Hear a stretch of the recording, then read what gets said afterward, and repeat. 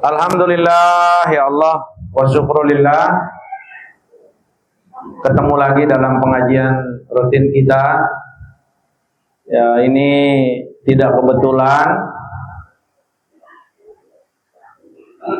tapi ini adalah satu yang Allah tetapkan sebelum Allah ciptakan kita. Jadi semuanya sudah ada catatannya, sudah ada ketetapannya di Lauhil Mahfuz. Maka Al-Imam Ahmad bin Ruslan dalam matan Zubatnya itu, beliau mengatakan inna syaqiyya la syaqiyul azali wa aqsuhu sa'idu lam yubaddali. Beliau ucapkan nazam ini di matan Zubat, ngambil dari keterangan yang Allah berikan dalam Al-Quran, juga yang disampaikan oleh Sayyidina Muhammad.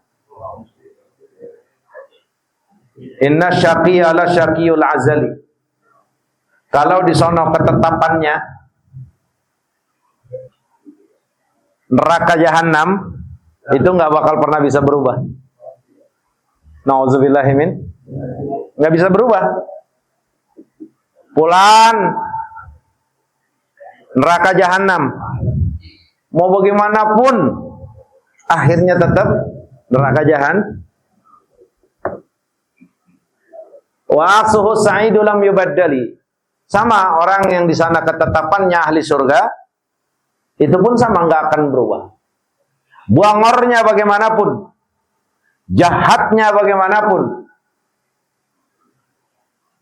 kalau catatannya di sana sa'idan, dia ahli surga, maka dia akan tetap menjadi ahli surga. Ini sudah ditentukan oleh Allah Subhanahu wa ta'ala. Ini sudah kering tinta. Ini sudah tidak ada perubahan.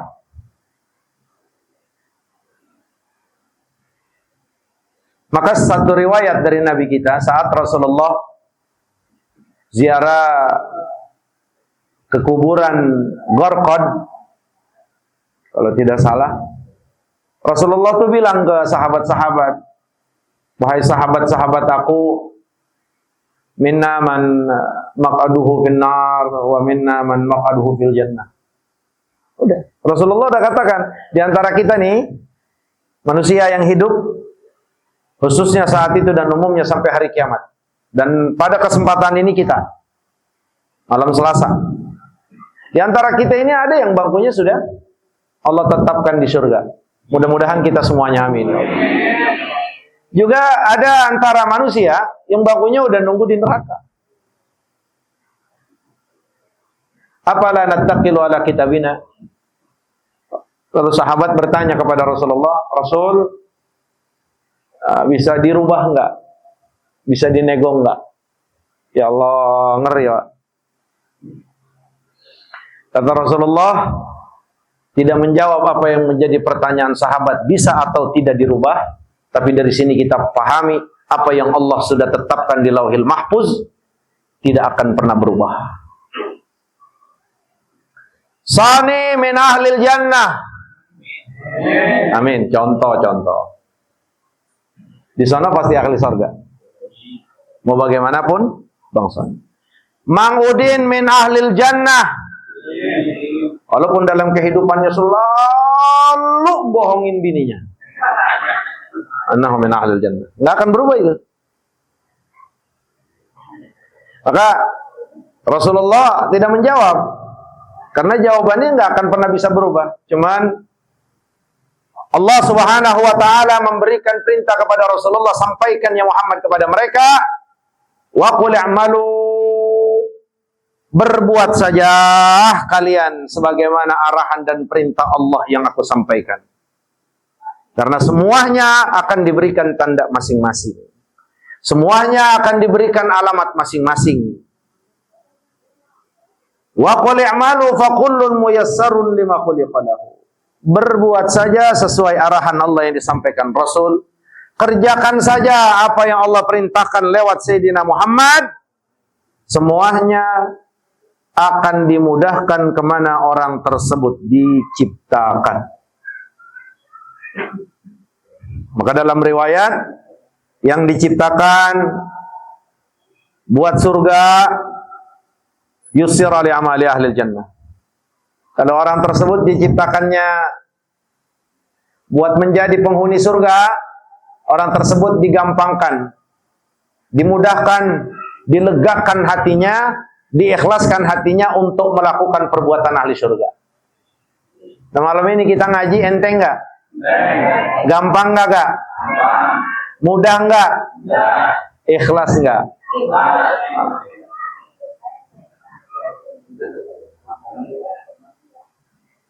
Iya. Jadi yang tahu Allah dan yang tahu kita. Silakan, tolong Nani. Airnya Kang Udin, Bang Apun, air Bang Apun. Oh enggak, ini nih, udah angkat ini. Ini nih. Ya itu buat engkong. Yang itu, Kong. Ya. Jadi yang Maha tahu Allah, yang kedua yang Allah kasih tahu itu kita. Kita sebenarnya nih enteng nggak kalau ngelakuin perbuatan baik? Ya Allah, malam Selasa rasanya enteng nggak berasa. Bahkan perbuatan baik itu kita rindukan. Wah, ini tanda luar biasa bapak-bapak, ibu-ibu. Kalau satu kebaikan itu kita rindukan, kayak puasa nanti di awal-awal Zulhijjah, ini udah masuk. Kangen puasa Arafah misalkan. Kangen sama puasa Ramadan. Kangen sholat malam. Kangen sama ngaji malam Selasa. Kangen untuk melakukan perbuatan-perbuatan baik. Ini adalah salah satu tanda bahwa orang tersebut memang hatinya Allah berikan lapang, Allah berikan lega, Allah berikan suka, dan Allah berikan kemudahan untuk melakukan perbuatan baik. Apa kata Sayyidina Muhammad? Yang ketetapannya sudah Allah tetapkan di surganya Allah, maka orang tersebut akan dimudahkan untuk melakukan perbuatan ahli surga. Enteng nggak kira-kira? Salat? Enteng nggak ga? Puasa? Lah orang kagak ada yang jawab ya? Orang kita nanya, salat enteng nggak? Puasa? Sedekah?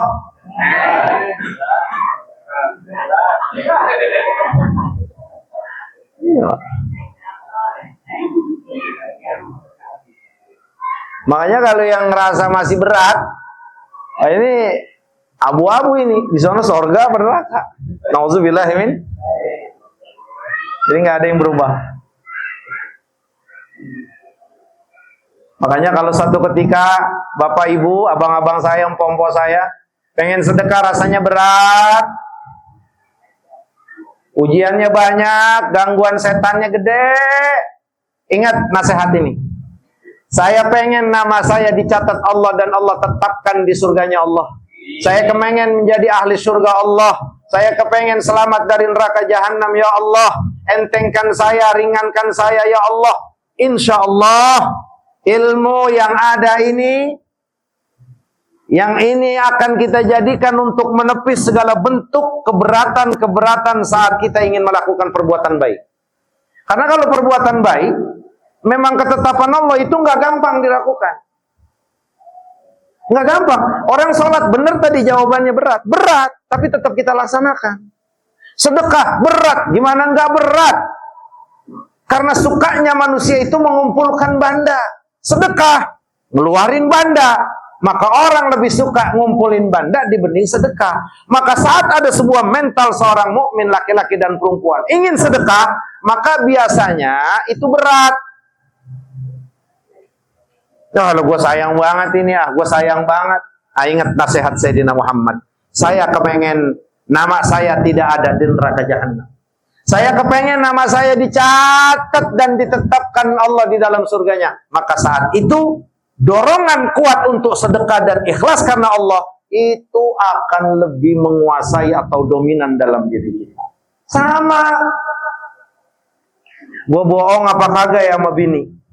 Dua kan pilihannya. Jujur memang beresiko, walaupun resikonya nggak fatal. Kayak Kang Udin misalkan. Kalau gue bohong pastinya dosa. bohong apapun alasannya kecuali alasan yang dibenarkan oleh agama, itu pasti addaka ila ghadabillah. Itu pasti akan membawa kamu kepada murka Allah. Apapun yang membawa kepada murka Allah, memang kata Rasulullah tempatnya di neraka. Pengen jujur, tapi kata setan, kalau lu jujur lu nggak bakal untung. Kalau lu jujur pastinya lu celaka. Kalau lu jujur pastinya lu nggak akan dapat penghargaan. Kalau lu jujur pastinya orang nggak akan puji lu. Ini kan godaan, berat melakukan perbuatan baik itu. Tapi ingat, biarin berat bagaimanapun, apapun konsekuensinya. Yang penting saya nggak mau nama saya tercatat di neraka jahanam. Jujur dia berani. Semuanya berat, sholat, sedekah, haji, baca Quran, apaan aja semua berat. Memang betul kata Nabi, wa hubbatil jannatu bil makari. Kalau yang namanya surga itu dihiasi dengan yang berat-berat, yang pahit-pahit. Wa hubbatin nar bisyahawat. Beda sama neraka. Kalau neraka tuh digampangin aja udah. Enak banget, manis. Menawan. Gratis lagi kadang-kadang. Kadang-kadang bayar mahal pun kita belain. Nah maka kata Rasulullah, kalau namanya udah di surga, pasti digampangin urusan surga. Mudah-mudahan kita ya Allah ya Rabb. Kalau lagi kayak begini tuh, saat ada arahan buat doa minta yang baik, mudah-mudahan Allah selamatkan kita dari neraka, masukkan ke dalam surga. Ini Pak, yang ikut amin dan bawa doa kita itu langsung malaikat.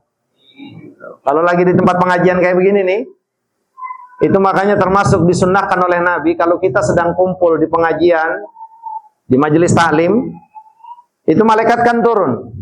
Malaikat itu dengerin apa yang kita minta. Allah tanya, apa yang memang yang mereka minta? Yang mereka minta masuk surga. Waduh, mereka tahu nggak surga? Nggak pernah tahu. Kata Allah Subhanahu wa taala kepada malaikatnya, dan Allah Maha tahu, kalau dia tahu bagaimana surga, niscaya mereka akan lebih kuat lagi meminta. Terus apa lagi yang diminta? Allah Maha tahu. Kata malaikat, yang mereka minta, mereka selamat dari neraka. Allah Maha tahu bertanya kepada malaikat, apakah mereka tahu dan pernah melihat neraka? Mereka tidak pernah melihat neraka, ya Rabb, dan Engkau Maha tahu. Andai mereka tahu bagaimana neraka, niscaya mereka akan lebih berlindung kepada Allah dari neraka jahanam.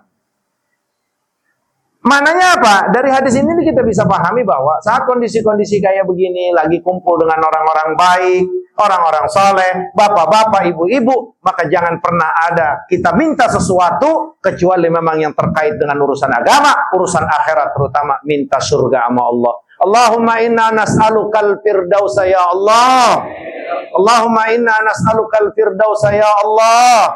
Allahumma inna nas'alukal firdausa ya arhamar rahimin. Mudah-mudahan kita jadi ahli firdaus. Tapi nauzubillahi min zalik, kalau bapak-bapak, ibu-ibu namanya memang udah di neraka, Fulan bin Fulan udah di neraka, list namanya, itu pun nggak akan pernah berubah. Cuman dikasih tanda juga sama Allah lewat Sayyidina Muhammad. Orang tersebut gampang ngelakuin maksiat, orang tersebut gampang melakukan pelanggaran, berat melakukan taat. Itu tandanya kalau namanya sudah ditetapkan di neraka jahanam. Lihat kepada diri kita. Kita enteng dan beratnya kemana? Enteng buat ngelakuin ibadah, berat rasanya kalau mau maksiat. Enteng kalau jujur apapun konsekuensinya, berat kalau bohong. Nggak mau dia bohong. Tuh Kang, dengerin. Biarin Kang. Kena piring yuk, nggak apa-apa. Yang penting Kang Udin jujur sama istri, jangan suka bohong. Orang kayak Bang Apud dong. Jujur, kemana-mana jujur. Maka mudah-mudahan Allah selamatkan kita dari neraka ya Allah ya Rabbal.